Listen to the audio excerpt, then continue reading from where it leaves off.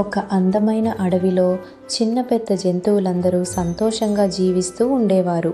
ఆ అడవిలో ఉన్న జంతువులందరికీ బాగా తెలిసిన ఒక మంచి ఏనుగు ఉండేది. అతని పేరు గను ఏనుగు. గను చాలా బలంగా ఉండేవాడు. కానీ అతని మనసు చాలా మంచిది.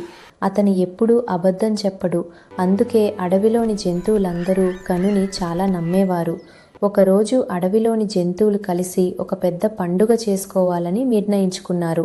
ఆ పండుగ కోసం అందరూ తమ దగ్గర ఉన్న పండ్లను ఒక పెద్ద గదిలో పెట్టారు. ఆ పండ్లను కాపాడే బాధ్యత గను ఏనుగుకే ఇచ్చారు.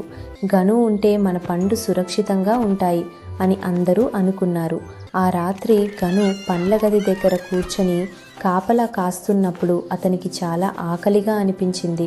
అతని కళ్ళ ముందు రుచికరమైన అరటిపండ్లు కనిపించాయి. ఎవరూ చూడట్లేదు కదా, ఒక అరటి తింటే ఏమవుతుంది? కానీ వెంటనే అతనికి అమ్మ చెప్పిన మాటలు గుర్తుకు వచ్చాయి. నిజాయితీ ఎప్పుడూ మనల్ని గొప్పవాళ్ళను చేస్తుంది. గను తన మనసును నియంత్రించుకుని పండ్లను తినకుండా అక్కడే కూర్చున్నాడు.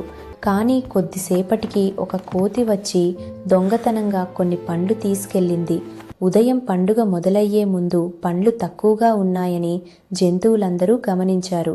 వెంటనే అందరూ గనుని దగ్గరకు వచ్చి ఏమైందని అడిగారు. గను నిజం చెప్పడానికే కాస్త భయపడ్డాడు.